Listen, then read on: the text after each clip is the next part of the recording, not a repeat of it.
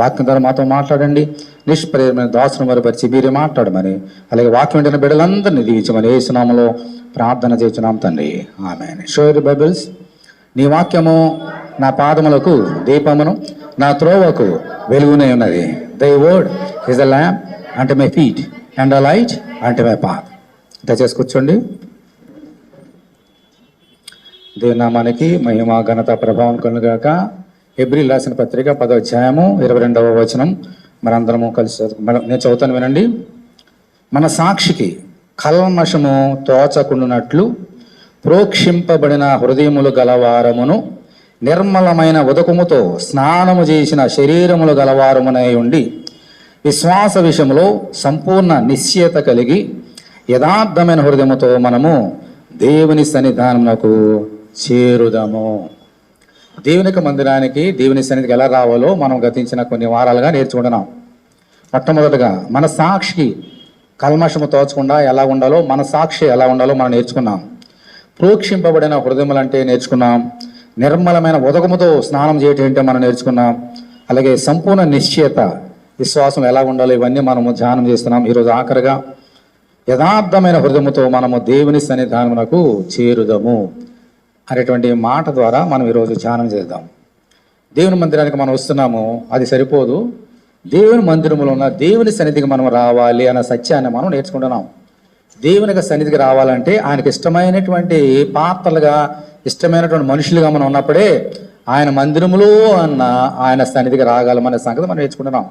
దీనికి ముందుగా మన సాక్షి బాగుండాలి, మన హృదయాలు ప్రోక్షింపబడాలి. దేవుని వాక్యముతో మనం ఉదక స్నానం చేయాలి.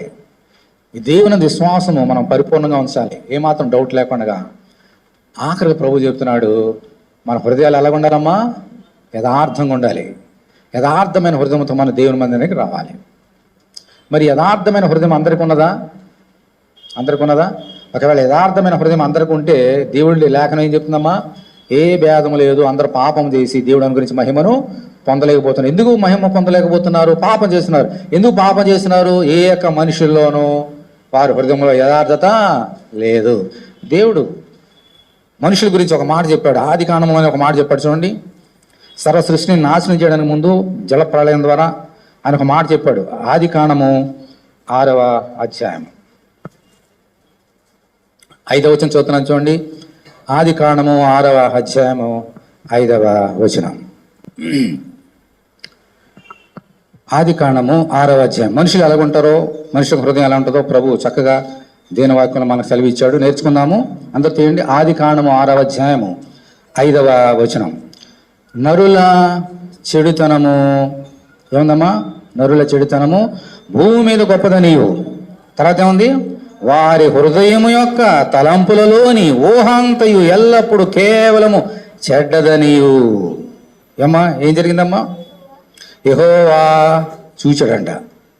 ఎల్లప్పుడు కేవలం చెడని యెహోవా చూచి తాను భూమి మీద నరులను చేసినందుకు యెహోవా సంతాపం నొంది తన హృదయములో నొచ్చుకొనెను. దేవుని స్తోత్రం, హల్లెలూయా.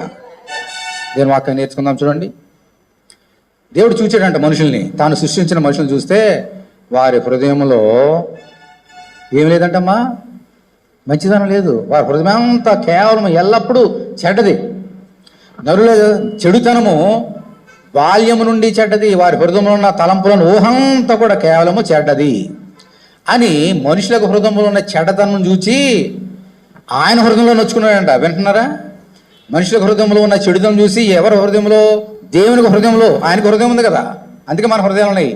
ఆయన హృదయంలో నొచ్చుకుంటున్నాడంట. జాగ్రత్తగా ఉండాలి. అంటే మనుషుల హృదయంలో యథార్థత ఉందా? చెడుతనం ఉందా? చెడుతనం ఉన్నది. కాబట్టి దేవునికి హృదయంలో ఏముందమ్మా? మన చెడుతనం బట్టి ఆయన హృదయంలో విచారము, ఆయన హృదయంలో ఆనందం లేదు. అంటే మనుషుల హృదయంలో యథార్థత లేదు. అందుకే దేవుడు ఈరోజు మాట్లాడుతున్నాడు. దేవుని మందిరానికి వచ్చినప్పుడు మనం ఎలా రావాలమ్మా? యథార్థమైన హృదయంతో రావాలి. ఎలా రావాలి? అసలు యథార్థమైన హృదయం కోరుకోమని దేవుడు ఎందుకంటున్నాడు? ఇవి నేర్చుకోవాలి. చూద్దాం, చూడండి. అసలు మన దేవుడు ఎటువంటి వాడు, ఎందుకు ఈ యొక్క యథార్థత కోరుకుంటున్నాడు, మనం నేర్చుకోవాలి.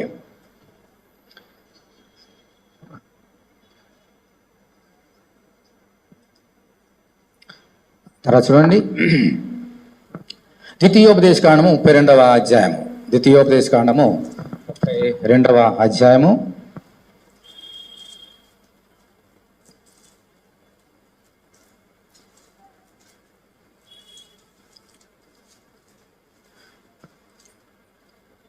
నాలుగో వచనం చదువుతున్నా చూడండి. ద్వితీయోపదేశకాండము 32వ అధ్యాయము 4వ వచనం.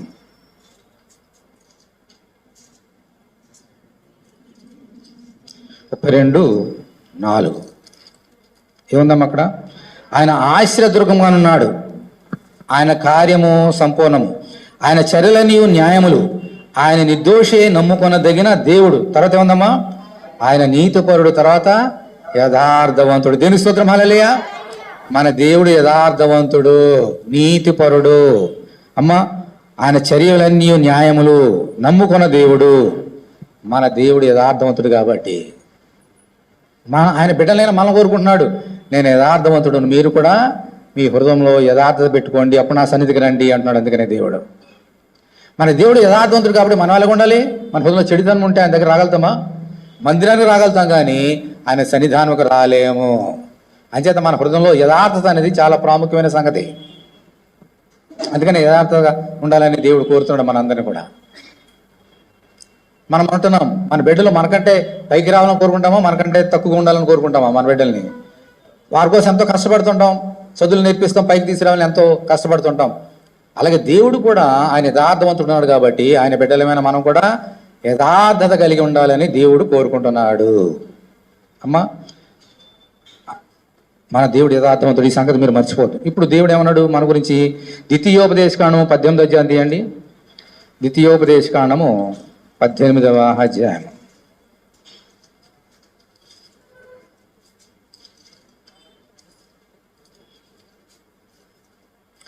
ఎవరైనా చదవండి 13వ వచనం. ద్వితీయోపదేశకాండము 18వ అధ్యాయము 13వ వచనం.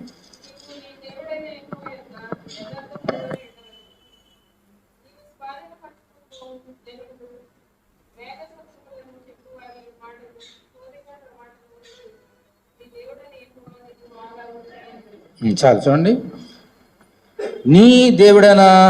నీవు నీ దేవుడైన యెహోవా యొద్ద యథార్థపరుడై ఉండవలెను. ఎవరమ్మా? నీవంటే ఎవరు?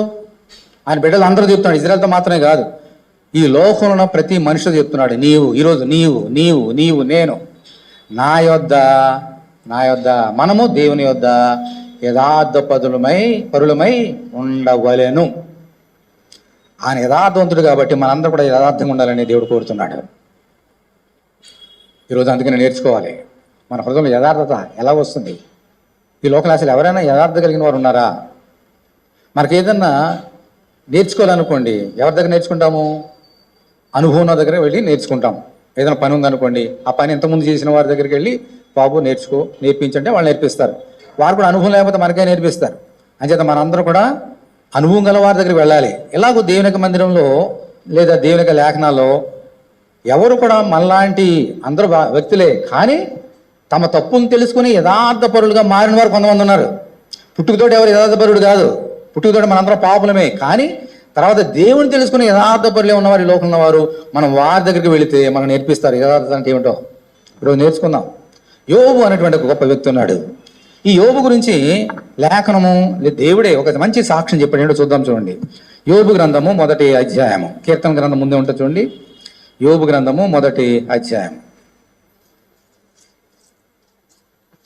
యోబు గ్రంథము 1వ అధ్యాయము 1వ వచనం. ఊజు దేశమునందు యోబు అను ఒక ఎవరమ్మా? మనుషుడు గురించి మాట్లాడుతున్నాం. మనుషుడుండేను. తర్వాత మీరు చదవండి. ప్రైజ్ ది లార్డ్, హల్లెలూయా. ఈ యోబు గురించి ఈ లేఖనం ఏం చెప్తా చూడండి. అతడు యథార్థవర్తనుడు. అంటే హృదయం ఎలాగుంది? యోబు హృదయం ఎలా ఉందమ్మా? యథార్థంగా ఉంది. అంటే ఒక మనిషి దొరికాడు మనకు నేర్పించడానికి, తన అనుభవం నుంచి మనం నేర్పించడానికి ఒక వ్యక్తి దొరికాడు మనకి. ఆయన ఎవరమ్మా? యోబు యథార్థవంతుడు. అంత మాత్రం కదా, పంకేమన్నా చూడండి. ఎప్పుడైతే హృదయంలో యథార్థత ఉంటుందో మిగిలిన యాడ్ అవుతాయి. న్యాయవంతుడు రెండవది. మూడవది దేవునియందు భయభక్తులు కలిగిన వాడు. మూడవది తర్వాత అమ్మా చెడుతను నిసరించిన వాడు. దేవుని స్తోత్రం, హల్లెలూయా. చాలా జాగ్రత్తగా గమనించండి. ఆదికాండంలో మనం ఏం చూసినాము? నరుల హృదయం యొక్క తలంపులోని ఆ తలంపులు ఊహ అంతా కూడా కేవలం ఎల్లప్పుడూ చెడ్డది. వారి హృదయ తలంపులను చెడుతనం ఉన్నది హృదయంలో. కానీ ఇక్కడ చూడండి, ఇతని హృదయంలో ఒకప్పుడు చెడుతనం ఉండొచ్చు, ఒకప్పుడు పాపం ఉన్నది. కానీ దేవుని తెలుసుకున్న తర్వాత ఇతని హృదయం ఎలా మారిపోయిందమ్మా? యథార్థంగా మారిపోయింది. కాబట్టి ఈ యథార్థత అతనిని ఎక్కడ నడిపించింది? న్యాయవర్తుడంట, దేవుని బైబిల్ తెలియనివాడంట. అంత మాత్రం కాదు, చెడుతనమును విసర్జించినవాడు. అంటే ఒకప్పుడు ఉంది, నేర్చుకోండి. అదే చెప్తున్నాడు దేవుడు. ఒకప్పుడు చెడుతనం హృదయంలో, కానీ ఇప్పుడు ఏం చేశాడమ్మా? దేవుని దగ్గర వచ్చిన తర్వాత విడిచిపెట్టేశాడు. అందుకని ఇప్పుడు హృదయంలో ఏముంది? యథార్థత. అప్పుడు నీ హృదయంలో యథార్థత కావాలంటే చెడుతనం విడిచిపెట్టాలి, దేవునికి అయిష్టమైన కానీ విడిచిపెట్టాలి. దేవుడు ఏది వద్దంటున్నాడో అది చెడు మానేయాల, ఏది చేయమంటున్నాడో చెయ్యాలి. అప్పుడు మళ్ళీ ఏముంటుందమ్మా? యథార్థత. యథార్థత. యోబు అటువంటి ఈ సాక్ష్యం ఎవరు చెప్పారమ్మా? మనుషులు చెప్తున్నారా? మనుషుల గురించి దేవుని పరిశుద్ధ లేఖనం అంటే ఎవరు? దేవుడే. ఆదియందు వాక్యము నేను, వాక్యము దేవుడు నేను. దేవుడే మాట్లాడుతున్నాడు. యోబు అనే మనుషుడు యథార్థవంతుడు, ఒకప్పుడు చెడుతనం ఉన్నవాడు. ఇప్పుడు నన్ను నమ్ముకొని చెడుతనం విడిచిపెట్టి హృదయంలో యథార్థత పెట్టుకున్నాడు. అతడు ఇప్పుడు ఎక్కడ నిలుస్తాడు? అతను యెహోవా సన్నిధిలో నిలబడడానికి అర్హత సంపాదించాడు. ఈరోజు మనం కూడా అంతే. మన హృదయంలో యథార్థత ఉన్నదా? చెడుతనం ఉన్నదా? అన్యాయం ఉందా? దేవునందు భయభక్తులు అసలు ఉన్నాయా? ఇవన్నీ పరీక్ష చేసుకుంటే అప్పుడు నీకు తెలుస్తుంది. యోబు వలె నువ్వు ఈరోజు చెడుతనమని ఏం చేయాలా? విసర్జించాలి. చెడుతనం విసర్జించాలి. తర్వాత ఏమని చూడండి, మామూలుగా అతను చెడుతనం విసర్జించడం మాత్రమే కాదు, ఒక సంగతి జరిగింది అక్కడ. ఏంటో చూడండి, 8వ వచనం. సరే 6వ వచనం చూడండి, మీకు అర్థమవుతుంది. దేవదూతలు యెహోవా సన్నిధిని నిలిచుటకై వచ్చిన దినం ఒకటి తటస్థించాను. ఆ దినమున అపవాది యగు అవాడు వారితో కలిసి వచ్చాను. యెహోవా నువ్వు ఎక్కడి నుండి వచ్చేదవని వారిని అడుగా. అపవాది భూమి మీద ఇటు అటు తిరుగులాడుచు అందులో సంచరించుచు వచ్చేదనని యెహోవాకు ప్రత్యుత్తరం ఇచ్చాను. ఇప్పుడు చూడండి, దేవుని దగ్గర అందరూ లెక్క చెప్పాలి. దేవదూతలు, పడిపోయిన దేవదూతలు కానీ, సైతానుడు కానీ, అపవాది కానీ, దేవుని దగ్గర ఉన్నటువంటి దేవదూతలు కానీ ఆయన సన్నిధి ఎదుట ఆయన ఒక డేట్స్ ఏర్పాటు చేశాడు. ఆ డేట్స్లో అందరూ రావాల్సిందే, లెక్క చెప్పవలసిందే. తీర్పు ఇంకా జరగలే, తీర్పు తర్వాత జరుగుతుంది అంతంలో, కానీ అందరూ లెక్క చెప్పాలి. అటువంటి దినమోడు వచ్చిందంట. దేవదూతలు యెహోవా సన్నిధిని నిలిచుడకై. ఇక్కడ దేవదూతలు అంటే పడిపోయిన దేవదూతలు, అపవాది, ఇంకా దేవుని దగ్గర అందరూ కూడా. అమ్మా, ఆ దినమున అపవాది అగువాడు వారితో కలిసి వచ్చాను. అపవాది అంటే ఎవరు? సైతాన్ కూడా చూడండి, ఎందుకంటే వాడు కూడా దేవునికి లెక్క చెప్పాలి. ఇప్పుడు వాడు ఏమన్నాడు చూడండి, యెహోవా నువ్వు ఎక్కడి నుండి వచ్చేది అని వాడిని అడుగుగా. దేవుడు అడుగుతాడు సాతాన్ని, నువ్వు ఎక్కడి నుంచి వస్తున్నావు అని అడిగాడు. దేవునికి తెలుసా తెలీదా? సైతానుడు ఎక్కడ ఉంటాడు, ఏం చేస్తాడు, దేవునికి తెలుసా తెలీదా? అన్నీ తెలిసి అడుగుతున్నాడు దేవుడు. ఎందుకని? నిజం చెప్తాడా, అబద్ధం చెప్తున్నాడా తెలుసుకోవడానికి క్వశ్చన్ వేస్తే వాడు నిజమే చెప్పాడు. ఏం చెప్పాడు నిజం చూడండి సైతానుడు. అప్పుడు అపవాది ఏమన్నాడు చూడండి, భూమి మీద ఇటు అటు ఏం చేస్తున్నాడమ్మా? తిరుగులాడుచు అందులో సంచరించుచు వచ్చేదనని యెహోవాకు ప్రత్యుత్తరం ఇచ్చాను. ఎక్కడి నుంచి వచ్చావని అడిగితే సైతాన్ అంటున్నాడు, నేను భూమి మీద పలానా చోట నుంచి వచ్చాను అని చెప్పట్లే, అక్కడి నుంచి వచ్చాను ఇక్కడి నుంచి వచ్చాను చెప్పట్లే. ఏమంటాడమ్మా? ఇటు అటు తిరుగుచు. ఇటు అయిపోయింది అనుకోండి, మళ్ళీ అటు వెళ్తాడు, అటు అయిపోతే మళ్ళీ ఇటు వస్తాడు. వాడి పని ఏంటి? ఇటు అటు తిరగడమే. కుదురుగా ఉండడు వాడు, ఒకవాడు కుదురుగా కూర్చోడు, అటు ఇటు తిరుగుతారు. కుదురు లేదు. మీ పిల్లలు మీరు నేర్చుకోండి, సైతాన్ చేసే పనులు అవన్నీ ఇటు అటు తిరుగుతారంట. మీరు అలా ఉండకండి. అందుకని కదలొద్దని చెప్తా, సైతాన్ బిడ్డలు కావద్దని. ఓకే, మరి ముఖ్యంగా వాక్యం చెప్పేటప్పుడు ముందు వెళ్ళిన తర్వాత ముఖ్యంగా ముందుగానే తర్వాతగా వెళ్ళండి. ఓకే, ఇటు అటు తిరుగుచూ వచ్చాను ప్రభు అన్నాడు. ఎందుకు ఇటు అటు తిరుగుతున్నాడు? మీరు నీళ్ళు తాగడానికి వెళ్తారు, వాష్రూమ్కి వెళ్తారు, ఫోన్లు వస్తే ఫోన్ మాట్లాడడానికి వెళ్తారు. మరి సైతాన్ ఇటు అటు ఎందుకు తిరుగుతున్నాడు? వాడి దగ్గర ఫోన్ లేదు, వాడికి బాత్రూమ్లు అక్కర్లేదు, నీళ్ళు అక్కర్లేదు, వాడు ఇటు అటు ఎందుకు తిరుగుతున్నాడు? Praise the lord. వాడు గర్జించే సింహం వలె ఎవరిని మింగుతున్నా అని వెతుకుచూ తిరుగుతున్నాడు అంట. వాడు గర్జించు సింహం వలె, సింహం కాదు సింహం వలె యాక్షన్ ఇస్తూ ఇటు అటు తిరుగుతున్నాడంట. అర్థమైందా? బైబిల్ పేతురు చెప్తున్నాడు, వాడు గర్జించే సింహం వలె ఇటు అటు తిరుగుతున్నాడు. ఎవరిని మృంగేద్దామని. అంటే ఎవరైతే యథార్థ హృదయము కలిగి దేవుని భయభక్తులు కలిగి ఉంటారో వారిని మృంగేయడానికి ఇటు తిరుగుతున్నాడంట. ఎందుకని? వాడి పక్షాన్ని చేర్చుకోవడానికి. అందుకని చూసారా, సైతాన్ మనం వదిలిపెట్టాడు. దేవుని మంది రావాలంటే ఎన్నో అడ్డంకులు తీసుకొస్తుంటాడు. దేవుని స్తుతించాలంటే ఎన్నో అడ్డంకులు తీసుకొస్తుంటాడు. ఆరోగ్యం కావచ్చు, పనులు కావచ్చు, ఏదైనా కావచ్చు. దేవుని మందిరానికి కానీ దేవుని పనులు చేయడానికి కానీ నేను అడ్డుకునేది నువ్వు కాదు, ఎవరు కాదు, నీ పక్కన నీకు తెలియకుండా నీ పక్కన ఉన్న సైతానుడు. నేను దేవుని ఆరాధించడానికి నేను రప్పించాడు సమయానికి. దేవుని వందనాలు చెల్లించడానికి పోని నువ్వు చెల్లించకపోయినా ఇతరులు చెల్లించే ఆరాధన అంటాను కూడా నేను రప్పించాడు నీ పక్కన ఉన్న సైతానుడు. ఎప్పుడు నువ్వు గమనించుకోవా? ఇటువంటి తిరుగుతాడంట. ఇల్లు అయిపోయిందా, వాళ్ళు దొరికారు, మళ్ళీ ఇంకో దొరకలేదు, ఇంకోళ్ళు దొరికారు, అయిపోయింది, 2 అయిపోయిందా, మూడోది, ఇలా తిరుగుతాడంట. వాడి పని ఇటువంటి తిరగడమే, కుదురటం లేదు. ఓకే, అటువంటి కుదుటి లేని వాడితో యేసు మన దేవుడు ఒక మాట అంటున్నాడు. ఏంటో మాట చూడండి, ఏమిటా మాట? మళ్ళీ చదువుతున్నా. నువ్వు ఎక్కడి నుండి వచ్చేది అని వానడుగా అది భూమి మీద ఇటు తిరుగులాడుచు అందులో సంచరించి వచ్చిందని యెహోవాకు ప్రత్యుత్తరం ఇచ్చాను. అందుకు యెహోవా, నీవు నా సేవకుడైన యోబు సంగతి ఆలోచించిదివా? అతడు యథార్థవర్తనుడును న్యాయవంతుడనై దేవుని యందు భయభక్తులు కలిగి చెడుతను నిషేధించిన వాడు భూమి మీద అతని వంటి వాడు ఎవడను లేడు. ఇందాక మనం మొదటి వచనం చదువుకున్నాం కదా, మొదటి వచనం చెప్పింది లేఖనం చెబుతున్నది. ఇప్పుడు ఇక్కడ ఈ మాట 8వ వచనంలో ఎవరు చెప్తున్నారమ్మా? మొదటి వచనం లేఖనం చెప్పింది. 8వ వచనం ఎవరు చెప్తున్నారు? దేవుడే చెప్తున్నాడు. దేవుడే తన నోట్లో చెప్తున్నాడు. యోబు సంగతి నువ్వు ఆలోచన చేసావా? అతడు యథార్థవర్తనుడు, న్యాయవంతుడు, భయభక్తులు కలిగిన వాడు, చెడుతనమును విసర్జించిన వాడు అని చెబుతూ ఇంకో మాట అన్నాడు. ఏమన్నాడమ్మా?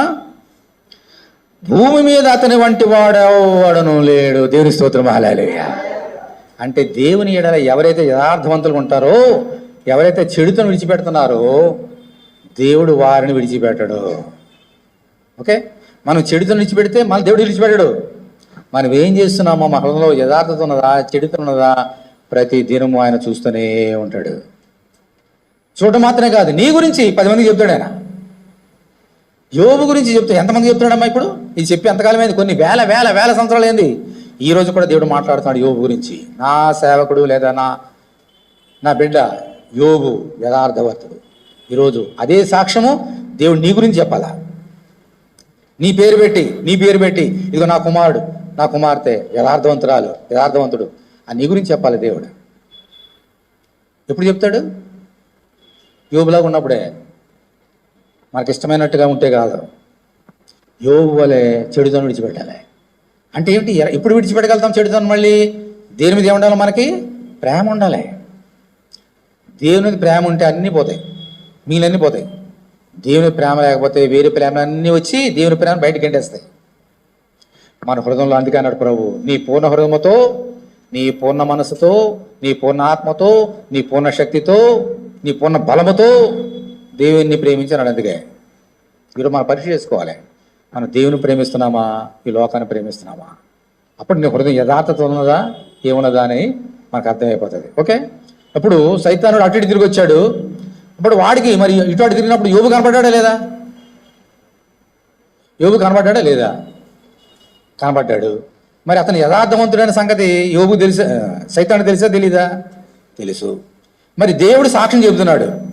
మరి ఇందాక ఏం నేర్చుకున్నాము? సైతానుడు ఎవరిని మృంగుతున్నా అని వెదిచూ తిరుగుతున్నాడు. ఇప్పుడు యోబు దగ్గరికి వెళ్ళుంటాడా ఉండడా? వాడు లేఖనం చెప్తుంది కదా, వాడికి పక్షపాతం అందరి దగ్గరికి వెళ్తాడు. యోబు దగ్గరికి వెళ్ళాడే లేదా? ఇది రాయబడలేదు అక్కడ, మనం నేర్చుకోవాలి. యోబు దగ్గరికి వెళ్ళినా కూడా సైతానునికి యోబు లొంగలేదు. దేవుని స్తోత్రం, హల్లెలూయా. ఓడిపోయాడు సైతానుడు, ఓడిపోయి ఇప్పుడు అందుకని దేవుని దగ్గరికి వచ్చి అందుకు వచ్చాడు వాడు దేవుని దగ్గరికి యోబు గురించి చెప్పడానికే. యోబు దగ్గర వీడు ఓడిపోయాడు, మనం ఏం చేస్తాము? మనం ఓడిపోతాం, వాడు గెలుస్తాడు. వాడు మన ఎత్తి మీద కూర్చున్నాడు, ఆ కాళ్ళ కింద మనం ఉంటాం. కానీ యోబు కాళ్ళ కింద సైతాను ఉన్నాడు, సైతాను ఎత్తి మీద యోబు ఉన్నాడు. ఓకే, ఇప్పుడు అటువంటి సైతాన్తో దేవుడు మాట్లాడుతున్నాడు. యోబు సంగతి ఆలోచించావా? యథార్థవంతుడు అతడు వాడు భూమి మీద లేడు అన్నప్పుడు ఇప్పుడు సైతాను ఏమన్నాడు చూడండి. 9వ వచనం, భూమి మీద అతని వంటి వాడు ఎవడం లేడు. ఇప్పుడు అని అడుగగా అపవాది, యోబు ఊరకయే దేవునందు భయభక్తులు కలిగివాడైనా నీవు అతనికిని అతని ఇంటి వారికిని అతనికి కలిగిన సమస్తమునకును చుట్టూ ఏం చేసావు? నీవు కంచె వేసిదివి కదా. ఇంక నేనేం వెళ్తాను యోబు దగ్గరికి? ఓడిపోయి నేను. నీవు అతన్ని చేతి పనిని దీవించడం చేత అతని ఆస్తి దేశంలో బహుగా విస్తరించి ఉన్నది. ఇప్పుడు దేవుడు ఏమన్నాడమ్మా? యోబు వంటి వాడు ఎవరు లేడు చూసావా యోబునంటే? నాకెందుకు తెలియదు యోబు సంగతి, ఆల్రెడీ వెళ్ళాను. కానీ అతన్ని నేనేం చేయలేకపోయాను. ఎందుకంటే నువ్వేం చేసావు? ఎవరు ముట్టకుండా నేను ముట్టకుండా చుట్టూ ఏం చేసావు? యోబు చుట్టూ కంచి వేసావు. ఇంక నేనేం వెళ్తా? కంచి వేస్తే మన ఇంటి చుట్టూ కంచి వేసాం అనుకోండి, మన పొలం చుట్టూ గేదెలు ఇవన్నీ వస్తాయా? తీసేస్తే, కంచి తీస్తే. మన ఇంటికి తాళాలు తీసేసాం అనుకోండి, రాత్రి ఎవడొస్తాడు? తాళం వేస్తే. కాబట్టి నువ్వేం చేసావు? తాళం వేసేసావు. చుట్టూ కంచి వేసి తాళం వేసేసావు. నేనేం వెళ్తాను? కాబట్టే నీ ఎందుకు భయభక్తులు కలిగి ఉన్నాడు. నేను వెళ్ళి అతను శోధించడానికి నా అవకాశం లేదు కాబట్టి హాయిగా ప్రైజులాడు హల్లెలూయా దేవుడు గొప్పవాడు అంటున్నాడు. నాకు ఛాన్సీ మింగేస్తా, హామని మింగేస్తా, ఛాన్సీ అన్నాడు. ఇంకా వీడు సింహం వల్ల యాక్షన్ వేస్తాడు కదా, వీడు యాక్షన్ వేస్తాడు సంగతి దేవునికి తెలియదేంటి? నిజమైన సింహం ఎవరమ్మా? మన యేసయ్య. దేవుని స్తోత్రం. హల్లెలూయా. ఆయన యోధా గోత్ర సింహం. ఆయన ఈ సైతాన్ని మింగేసిన వాడు ఆయన యేసయ్య. వీడు సింహం వల్లే యాక్షను. ఓకే, నువ్వు చుట్టూ కంచి వేసి తాళం వేసావు కాబట్టి ఇప్పుడు అందరూ రోజు చర్చకు వస్తున్నాడు, ప్రైజులాడు అంటున్నాడు. ఒక్కసారి నాకు ఛాన్స్ ఇయ్యి, యోబు సంగతి నేను ఏం చేస్తాను చూడు, అప్పుడు చూడు అని ఏమన్నాడు చూడండి.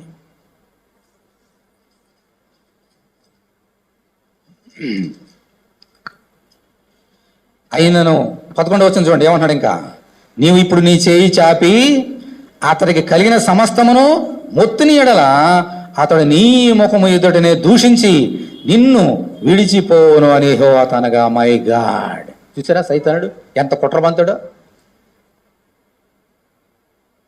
ఓ యథార్థవంతుడు, భూమి మీద అటువంటి అవ్వలేడు అంటున్నావు కదా. ఇప్పుడు నీ చేయి తీసేయి అంటే ఏంటి? చుట్టూ కంచి తీసేయి, తాళం తీసేయి. అప్పుడు చూడు ఎలా ఉన్నాడు యోగు. నీ మొహం ఎదుటనే నేను దూషించి, నీ ఎదుట నేను దూషించి ఈ లోకంలో ఉంటాడు అందరిలాగే అన్నాడంట. చూసారా, దేవుని దగ్గరే యథార్థవంతుల గురించి ఎలాగా చాడీలు చెబుతున్నాడు. దేవుడు మనల్ని దీవిస్తుంటాడు. ఒకసారి చుట్టూ కంచి వేస్తాడు, సైతాన్ రాడు. మన గురించి సైతాన్ చెప్తుంటాడు. మనలో యథార్థత ఉన్నదా లేదా అని పరీక్షలు పెడుతుంటాడు. దేవుడు కూడా పరీక్ష పెడతాడు.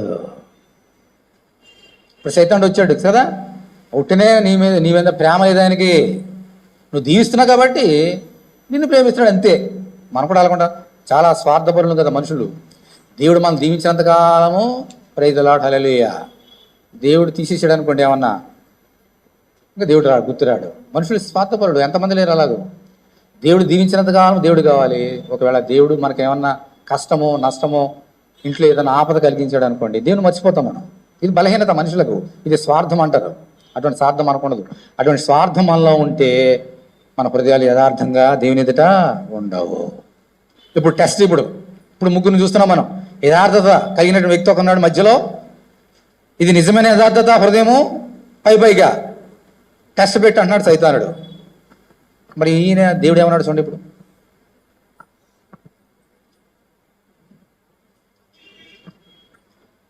ఇదిగో 12వ వచనం, అతనికి కలిగిన సమస్తమును నీ వశమున ఉన్నది, అతనికి మాత్రము ఏ మాత్రము హాని చేయకూడదని అపవాదికి సెలవేగా వాడు యెహోవా సందు నుండి బయలు వెళ్ళాను. ఎలా వెళ్ళాడమ్మా? దేవుని దగ్గర నుంచి గంతులు వేసుకుంటూ వెళ్ళిపోయాడు. గంతులు వేసుకుంటూ, అమ్మా నాకు ఛాన్స్ దొరికింది ఇంకోటి మింగడానికి. ఏమన్నాడు దేవుడు? నువ్వు వెళ్ళు, అతనికి కలిగిన సమస్తాన్ని దీవించావు అంటున్నావు కదా, తాళం వేసి అంటున్నావు కదా, ఇప్పుడు తీసేస్తున్నా తాళం. అతనికి ఎంత ఆస్తి పాస్తున్నాయో, ఇంట్లో ఎంతమంది ఉన్నారో అందరు నీ చేతులు పెట్టేశా. కానీ ఒకటే కండిషన్, అతను మాత్రం చంపడానికి నీకు అధికారం లేదు. ఇవ్వను నీకు. ఎందుకు? అధికారం ఎవరుంది? ప్రాణం పెట్టిన వాడిని నేను, ప్రాణం తీయాలన్నా నేనే, ఇవ్వాలన్నా నేనే. నీకు అధికారం లేదు. నువ్వేం చేసుకుంటే చేసుకో, టెస్ట్ చేద్దామన్నాడు దేవుడు. యెహోవా సన్నిధి నుండి సైతానుడు బయలు వెళ్ళాడు. ఎలా వెళ్ళాడమ్మా? గొంతులు వేసుకుంటూ సంతోషంగా. ఎవరైనా మన పార్టీలో చేరారనుకోండి, మనకు ఎంత సంతోషం. ఎవరైనా పార్టీలో చేర్చుకోవడానికి వెళ్తామంటే ఎంత సంతోషం. అలాగే వెళ్ళాడు. వీళ్ళు ఏం చేశాడు మనకన్నీ తెలుసు. ఏం చేశాడమ్మా? ఎంత పాస్తులు ఉన్నాయో అంత గొల్ల అయిపోయింది. తుఫాన్ వచ్చింది, సుడిగాలి వచ్చింది, అందరు చచ్చిపోయారు. కుమార్తెలు అందరూ చచ్చిపోయారు. ఒక్క దినానే చూడండి ఎంత కుమార్తెల గురించి ఎంత ఘోరమైన మాట ఉంది అక్కడ. చూడండి, సైతానుడు ఎంత ఘోరమైన కూడా నేర్చుకోవాలి ఈరోజు.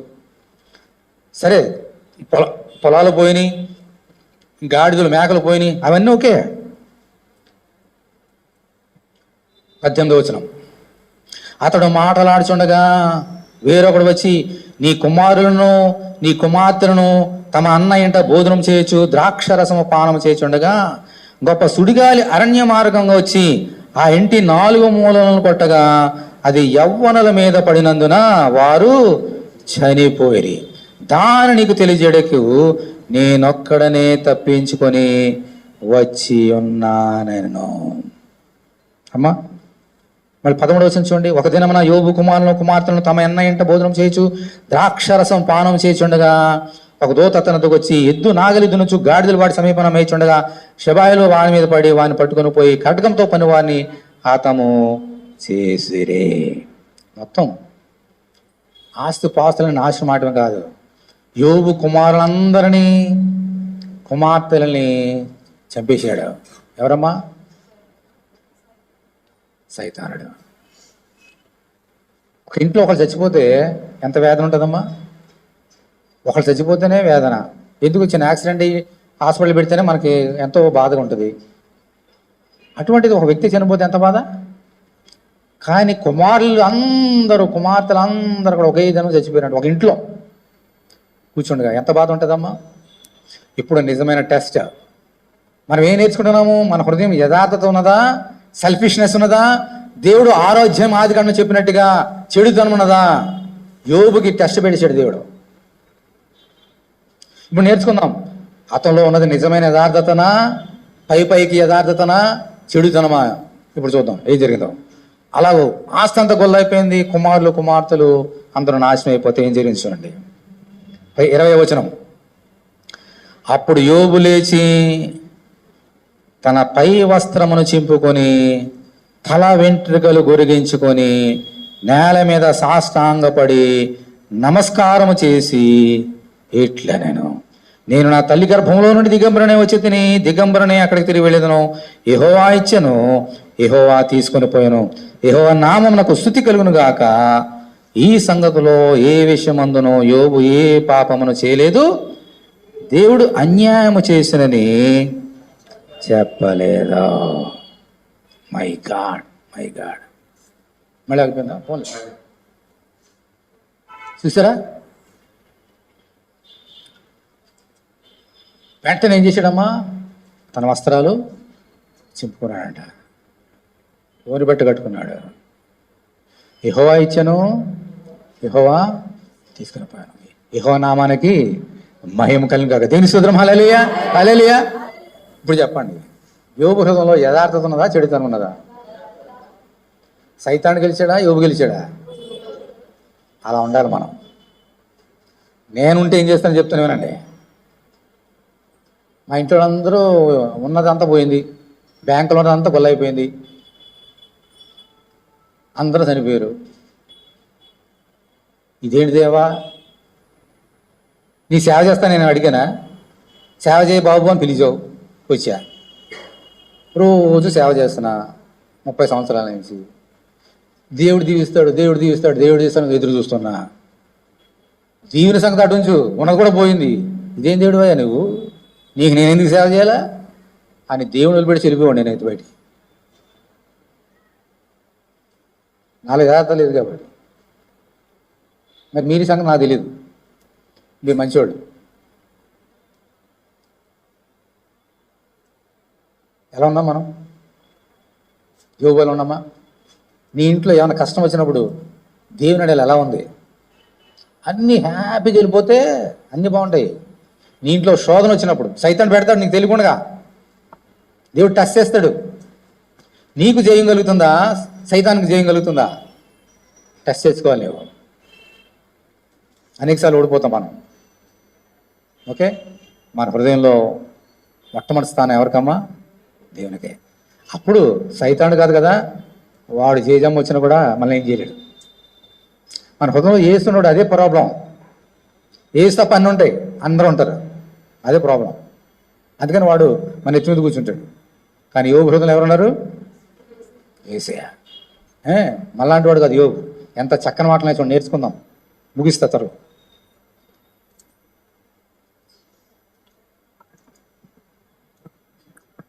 మన ఈరోజు ఎవరి గురించి మాట్లాడుతున్నాం? యోగు గురించి. ఇంకోటి పక్కవాడు ఎవడు? వాడి పని ఏంటి? శోధించడమే. వాడి గురించి మాట్లాడదామని శోధనలు ఇవన్నీ కూడా. యోగు ఎంత యథార్థవంతుడు, మనం ఎంత చక్కని మాటలు నేర్చుకుందాం. చూడండి మొదటి అధ్యాయం, మళ్ళీ చూడండి యోగు మొదటి అధ్యాయం, మళ్ళీ ఎంత చక్కని మాటలు చూడండి. బిడ్డలందరూ చచ్చిపోయారు అమ్మ, తర్వాత అమ్మాయిలు చనిపోయారు, సమస్తం పోయింది. అప్పుడు ఏం చేశాడు చూడండి. అప్పుడు యోబు లేచి తన పై వస్త్రమును చింపుకొని తల వెంట్రుకలు గొరిగించుకొని నేల మీద పడి సాష్టాంగపడి నమస్కారం చేసి ఇట్లా నేను దేవుని స్తోత్రం హల్లెలూయా. బట్టలు చింపుకున్నాడంట, తల గుండు చేయించుకున్నాడు. లేచి దేవుని సన్నిధికి వచ్చి ఏం చేశాడమ్మా? నేల మీద పడ్డాడు, సాష్టాంగ నమస్కారం చేసి దేవునికి దేవానికి కొందలు అంటున్నాడంట. హల్లెలూయా. మనం ఎప్పుడు సాష్టాంగ నమస్కారం చేస్తాం? ఒళ్ళు బాగున్నప్పుడు, అనుకూలించినప్పుడు, అన్నీ బాగున్నప్పుడు నేల మీద పడి ఎప్పుడు ఎవరన్నా చేస్తూ ఉంటాం. కానీ ఎప్పుడు చేస్తున్నాడమ్మా సాష్టాంగ నమస్కారము? అన్నీ పోయి గుల్లైపోయి ఏమీ లేనటువంటి స్థితిలో కూడా దేవుణ్ణి ఆరాధన చేస్తున్నాడు. దేవుని మందిరానికి వచ్చి దేవుని సన్నిధానంలో సాష్టాంగ నమస్కారం చేస్తున్నాడంట. ఎప్పుడు ఆలోచన చేశారా? చూడండి ఎంత యథార్థత హృదయంలో, ఎంత పవిత్రత. ఇలా ఉండాలి మనందరం కూడా. దేవుని వదిలిపెట్టొద్దో. దేవుడు నిన్ను వదిలిపెట్టాడు. నువ్వు దేవుని వదిలిపెట్టకపోతే దేవుడు నిన్ను ఎప్పుడు కూడా, నువ్వు వదిలిపెట్టేసినా ఆయన వదిలిపెడతాడు, నేను వదిలిపెట్టేసినా ఆయన వదిలిపెడతాడు. అనంతరం దేవుడు ఎప్పుడు మనం వదిలిపెట్టాడు. దేవుని స్తోత్రం హల్లెలూయా. నీకు ఇష్టం లేక, నాకు ఇష్టం లేక వదిలిపెడితేనే వెళ్ళిపోతాం. అయినా కూడా వెళ్ళిపోయినా కూడా బాబు రా నాయనా, దినమెల్లా చేసి చెప్పి ప్రయాసపడి భారం వస్తువు సమస్య రండి పిలుస్తూనే ఉంటాడు పాపం ఆయన. నువ్వు వస్తే మళ్ళీ తప్పు అనుకున్నాడు. రాగానే ఏం చేశాడమ్మా? కౌలించుకొని ముద్దాడు. నువ్వైనంతే నేనంతే. ఓకే, మళ్ళీ తర్వాత చూడండి.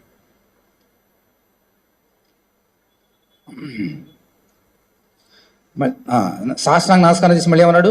నేను నా తల్లి గర్భములో నుండి దిగంబరనై వచ్చి తిని దిగంబరనై అక్కడికి తిరిగి వెళ్ళేదను. యెహోవా ఇచ్చెను, యెహోవా తీసుకుని పోయాను, యెహోవా నామమునకు స్తుతి కలుగును గాక. ఎంతో సైకాలజీ ఉంది ఇందులో.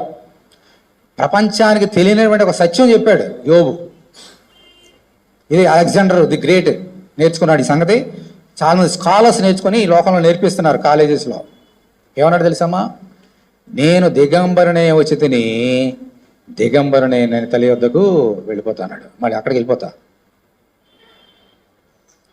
మనం వచ్చినప్పుడు ఏమన్నా బంగారం వెండితో పుట్టామా మనం ఈ లోకంలో?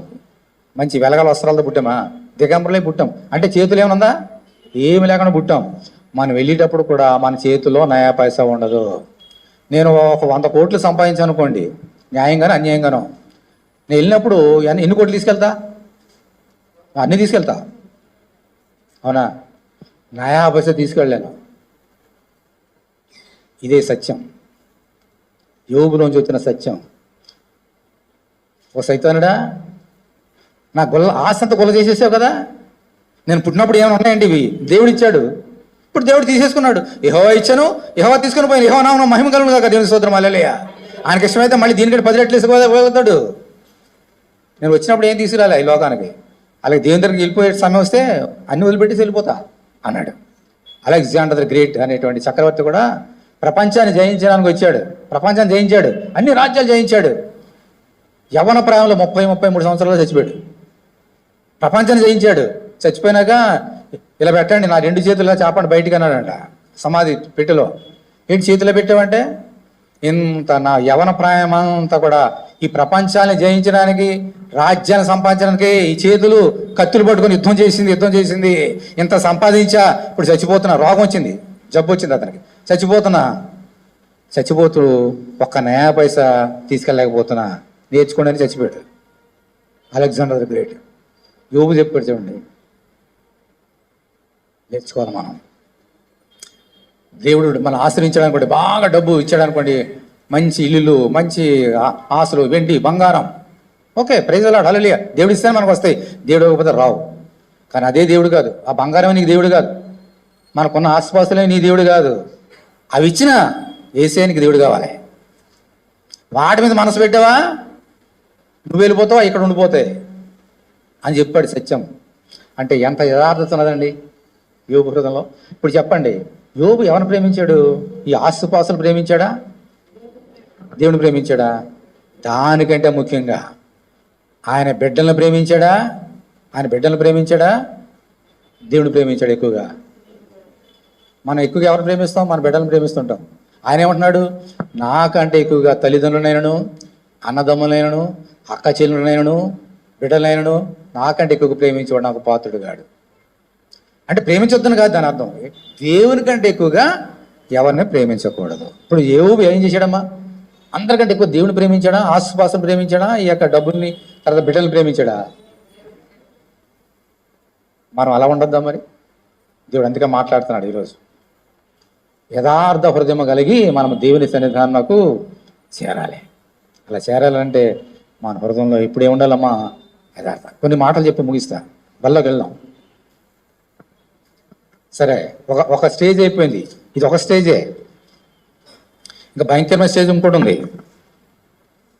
2వ వచనం, దేవదూతలు యెహోవా సన్నిధి నిలుచుటకి వచ్చిన మరొక దినం సంటసింపగా, అదే డేట్స్ ఇప్పుడెప్పుడు మనకు తెలియదు, ఇంకో రోజు వచ్చింది, అప్పుడు కూడా మళ్ళీ వచ్చాడు. చూడండి, అపవాది యెహోవా సన్నిధి నిలుచుటకి వచ్చాను, యెహోవా నువ్వు ఎక్కడ నుండి వచ్చిందని వాడిని అడుగు. అపవాది భూమిలో ఇటు అడు తిరుగులాడుచు అందులో సంచరించి వచ్చిందని యెహోవాకు ప్రత్యుత్తరం ఇచ్చాను. అందుకు యెహోవా, నీవు నా సేవకుడైన యోబు సంగతి ఆలోచించదువా? అతడు యథార్థవంతుడును న్యాయవంతుడనై దేవునందు భయభక్తులు కలిగి చెడుతనం విసర్జించిన వాడు భూమి మీద అతని వంటి వాడు ఎవరు లేడని చెబుతూ ఇప్పుడు ఏమన్నాడు చూడండి, నిష్కారణముగా అతనిని పాడు చేయుటకు నీవు నన్ను ప్రేరేపించినను అతడు ఇంకను తన యథార్థతను వదల నిలకడగానున్నాడనగా.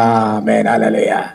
నిష్కారణంగా అంటే కారణం లేకుండా నన్ను ప్రేరేపించావు, అయినా కూడా యోబు నన్ను విడిచిపెట్టలేదు, యథార్థతని విడిచిపెట్టలేదు. దేవుని స్తోత్రం, హల్లెలూయా అని దేవుడి సాక్ష్యం చెప్తున్నాడు. ఇప్పుడు ఏమన్నాడు చూడండి, మళ్ళీ సైతానుడు 4వ వచనం, అపవాది చర్మము కాపాడుకున్నటకై చర్మమును, తన ప్రాణమును కాపాడుకున్నటకై తనకు కలిగినది యావత్తును నరుడిచ్చును కదా, ఇంకొకసారి నీవు చేయి చాపి అతని ఎముకను అతని దేహమును ఒత్తిని ఎడల అతడు నీ ముఖము ఎదుటనే దూషించి నిన్ను విడిచిపోను ఆయన. ఇప్పుడు ఇంకో టెస్ట్ అని, ఇందాకదేమో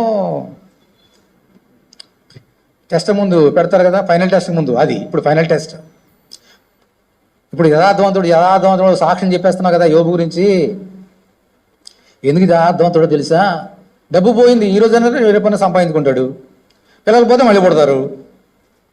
దాంట్లో దేవాన్ని కొందరు చెప్తే ఏమంత గొప్ప? అన్నిటికంటే గొప్పది శరీరం. ఆ శరీరాన్ని మొత్తు, అప్పుడు చూడు ఏం చేస్తాడు, నీ మొహం ఏదైనా దూషించి వెళ్ళిపోతాడు అన్నాడు మళ్ళీ. అలాగా అప్పుడు ఈ దేవుడు ఏమన్నాడు చూడండి, ఏం చేశాడు చూడండి. అందుకు దేవుడు యెహోవా 6వ వచనం, అతడు నీ వయసులో ఉన్నాడు, అతని ప్రాణం మాత్రం నీవు ముట్టవద్దని సెలవిచ్చాను.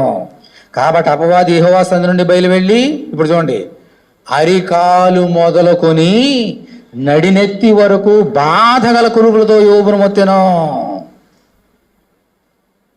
చూసారా? అన్నిటికంటే ఫైనల్ టెస్ట్. ఎక్కడి నుంచి? మనకేమైనా కురుపులు వస్తాయి కదా అప్పుడప్పుడు. ఎక్కడ వస్తాయి? ఒకసారి చేతికి వస్తుంది, కాళ్ళకి వస్తుంది, ముఖంలో వస్తుంది, నోట్లో వస్తుంది. ఈయనకి ఎక్కడ వచ్చినట్టు కురుపులు? అరికాలు మొదలుకొని తలనెత్తి వరకు, అంటే మొత్తం శరీరం అంతా కురుపులే. అలా మొత్తేసాడు సైతానుడు. ఎలా ఉంటుంది చెప్పండి ఒకసారి. మనిషికి ఆరోగ్యం ప్రాముఖ్యం కదా. కొంచెం మనకి దగ్గు వచ్చింది అనుకోండి, జలుబు వచ్చింది అనుకోండి, ఎలా ఉంటుంది? ప్రాణం తలడిల్లిపోతాం తగ్గే వరకు. దగ్గుని తట్టుకోలేం, జలుబునే తట్టుకోలేం, జ్వరాన్ని తట్టుకోలేం. అటువంటిది అరికాలం వరకు తర్వాత ఎంత భయంకరమైన రోగం వస్తే ఎలా ఉంటుందో ఒకసారి ఆలోచించండి. ఎటువంటి స్థితి అంటే ఇప్పుడు చూడండి, మనం ఇక్కడ దురదస్తులు గోక్కుంటాం, హాయిగా ఉంటుంది. కురుపు వస్తే కొంచెం అలా కొట్టు, ఒళ్ళంతా కురుపులైతే ఎక్కడ గోక్కుంటాడని పాపం. అందుకని ఏం తీసుకురాంట, చిల్ల పెంక తీసుకుని గోక్కుంటున్నాడంట. ఇప్పుడు థర్డ్ టెస్ట్ చూడండి. ఇప్పుడు ఎన్ని టెస్ట్లు అయినాయి? Final test. ఇంకో 3 చోటు ఉంది, యాడ్ భయంకరమైన టెస్ట్. చూడండి ఏముందో అక్కడ. 8వ వచనం చూడండి. ఇప్పుడు మళ్ళీ చదువుతున్నా చూడండి. 6వ వచనం, 7వ వచనం.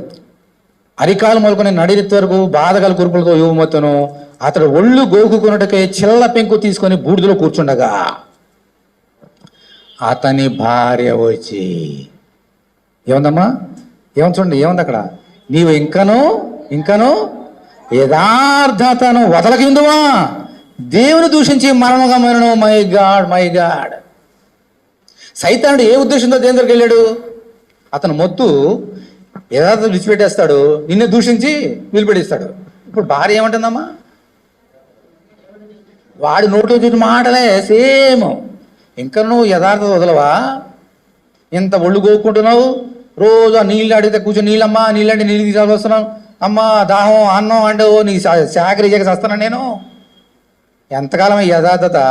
దేవుడు ఉంటే నేను నీకు ఎందుకు శిక్ష? నా కళ్ళ ఎదుట ఆశపాసులు పోయి, నా కుమారులు పోయారు, నా కుమార్తెలు పోయారు, ఇప్పుడు నీ ఈ స్థితికి వచ్చావు, నాకు ఈ గతి ఎందుకు? దేవుని దూషి చచ్చిపో అంటుందంట. ఎవరిమే? భార్యే. కానీ ఎవరు? సైతాను దూత. సైతాన్ నోట్లో ఏమొచ్చినా అన్నీ ఆమె నోట్లో ఉన్నాయి. వాడు ఏమన్నాడో అదే మాటలు పలుకుతుంది. దేవుని దూషించి చచ్చిపో, నేను పడలేను నీ బాధ. మరి ఇప్పుడంటే సీనియర్ సిటిజన్ హోమ్స్ ఉన్నాయి, అప్పుడు లేవు కదా. రోగం కుదిర్చడానికి నర్సులు ఉండేవారు. ఇప్పుడు 10,000 20,000 పెడితే నర్సులు వస్తారు. అప్పుడు ఎవరున్నారు? ఎవరు లేరు కదా. చచ్చిపో అని చెప్తుంది. ఎలా ఉంటుంది ఒకసారి ఆలోచించండి. సైతాన్ చేస్తున్నారంటే ఒక అది, మనుషులు ఏదో దూషిస్తున్నారంటే ఒక బాధ. ఇంట్లో ఉన్న మనుషులే మనల్ని అలాగంటే ఎలా ఉంటుందమ్మా? ప్రాణం చీక్కుమంటుందా?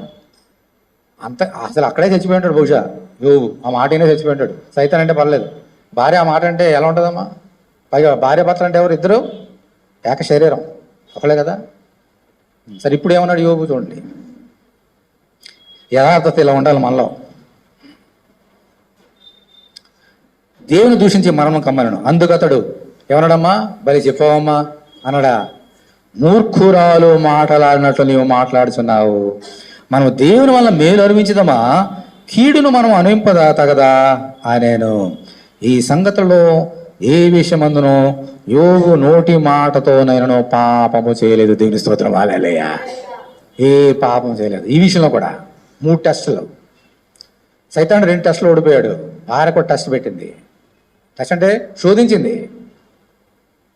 ఓడిపోయాడా? మూర్ఖురాలు మాట్లాడుతట్లు మాట్లాడుతున్నావు. చూడండి ఎంత శాసనం పలికాడు. దేవుని దగ్గర నుంచి మేలు పొందుదమా, కీడు అనిపించదా కదా. దేవుని దగ్గర అన్ని దీవులు వచ్చేస్తే సంతోషిస్తావు. ఒకవేళ దేవుడు పరీక్ష పెడితే ఎందుకమ్మా నీకంత కోపం? దేవుడికి అన్నీ తెలుసు, అనుభవిస్తా పర్వాలేదు అని అప్పటికి కూడా తన యథార్థతను విడిచిపెట్టలేదు. దేవుని స్తోత్రం. హల్లెలూయా.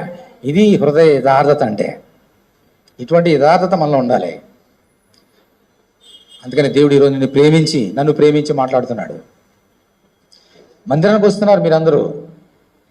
నా సన్నిధికి రావాలంటే, నా పక్కన నిలబడాలంటే మీ హృదయంలో యథార్థత ఉండాలి. అప్పుడప్పుడు నేను టెస్టులు పెడతా మీకు.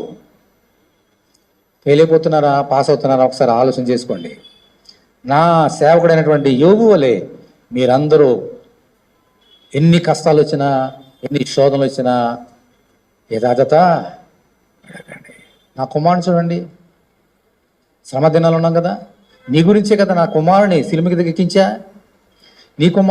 నా కుమారుని మీ గురించే కదా నెత్తి మీద ముండ్లకెళ్ళడం పెట్టా. మీ నిమిత్తమే కదా మేకులు కొట్టించా, చేతులు కాళ్ళకి కొరడా దెబ్బలు కొట్టించా. ఆయన యథార్థత విడిచిపెట్టేశాడా? అతని ప్రాణాన్ని, అతని ఆత్మను నాకు అప్పగించి ఉన్నాడు, శ్రమ అనుభవిస్తూ మీ కొరకు. అందుకని తిరిగి ఆయన్ని లేపా. దేవుని స్తోత్రం. మీరు కూడా నా కుమారుని చూసి నేర్చుకోండి. నా సేవకుని చూసి నేర్చుకోండి అని దేవుడు ఈరోజు నిన్ను ప్రేమించి మాట్లాడుతున్నాడు. ప్రతిరోజు మనం ఏం చేయాలమ్మా? టెస్ట్ చేసుకోవాలి. మనలో యథార్థత ఉన్నదా, చెడుతనం ఉన్నదా. వచ్చే ఆదివారం ఇంకో భక్తుడి జీవితంలోంచి నేర్చుకుందాం ఈ యథార్థత ఎలా ఉంటుందో. ఈరోజుకైతే యోబు వలె మనందరూ కూడా ఎన్ని కష్టాలు ఇచ్చినా యథార్థతని విడవద్దు. దేవుని స్తోత్రం. హల్లెలూయా. ఒక్క మాట చూపి చూస్తాం. మరి యథార్థత విడకపోతే దేవుడు చూస్తూ ఊరుకుంటాడేంటి? ఎన్ని దీవులు ఇస్తాడో అది వాక్యం చూపించి ముగిస్తా చూడండి. ఆఖరి అధ్యాయం తీయండి, యోబు ఆఖరి అధ్యాయం.